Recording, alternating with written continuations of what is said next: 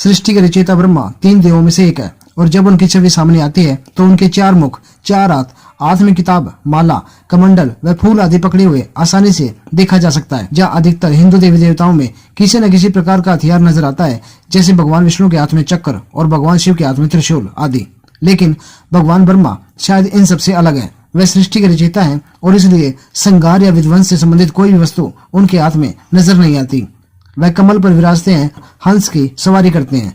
अगर उनके प्रतीकों को बारीकी से समझा जाए तो उनका हर प्रतीक किसी न किसी चीज को रिप्रेजेंट करता है। हो सकता है कि आपने अभी तक भगवान ब्रह्मा के इन प्रतीकों पर कभी बारीकी से ध्यान न दिया हो, लेकिन आज हम आपको उनके मुख से लेकर उनके हाथों में मौजूद वस्तुओं के वास्तविक अर्थ के बारे में बता रहे हैं। ब्रह्मा न केवल निर्माता है बल्कि वे दुनिया की घटनाओं के साक्षी भी हैं। इसलिए उनके बारे में कहा जाता है कि दुनिया के हर कोने को देखने के लिए उनके लिए 4 सिर हैं। उनके 4 मुखों को 4 वेदों की रचना करने का श्रेय दिया जाता है।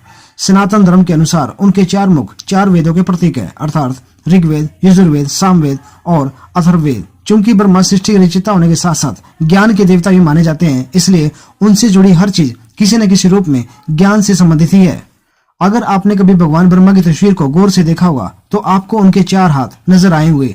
उनके 4 हाथ मानव स्वभाव के 4 पहलुओं को दर्शाते हैं: मन, बुद्धि, अहंकार और वातानुकूलित चेतना। वही ब्रह्मा जी अपने एक हाथ में पुस्तक को रखते हैं जो दुनिया में ज्ञान का प्रतीक है। वहीं दूसरे हाथ में मौजूद कमंडल यह दर्शाता है कि पूरा ब्रह्मांड पानी से विकसित हुआ है। इतना ही नहीं, ब्रह्मा जी के पास एक मनके वाली माला है जिसका उपयोग वह ब्रह्मांड के समय पर नजर रखने के लिए करते हैं। इसके अलावा उनके हाथ में मौजूद फूल प्रकृति व धरती पर जीवन को प्रतिबिंबित करता है। ब्रह्मा जी को अक्सर सफेद दाढ़ी में देखा जाता है जो उनके ऋषि समान अनुभव को दर्शाता है, अर्थात यह उनके अथाह जीवन का प्रतीक है। कुछ वैदिक युगों में ब्रह्मा को प्रजापति के रूप में रहने और अनुष्ठान की निगरानी करने के लिए बुलाया जाता है। भगवान ब्रह्मा को हमेशा ही कमल के ऊपर बैठा हुआ देखा जाता है। ऐसा माना जाता है कि भगवान विष्णु के नाभि से उगने वाले कमल से विकसित हुए हैं। यह एक तरह से माँ के गर्भ में एक बच्चे को उसकी नाभि से जोड़ने को भी प्रतीकात्मक रूप से प्रदर्शित करता है। धर्म अध्यात्म संबंधी यह वीडियो आपको कैसा लगा? अपनी प्रतिक्रियाएं कमेंट के माध्यम से जरूर दें। धन्यवाद।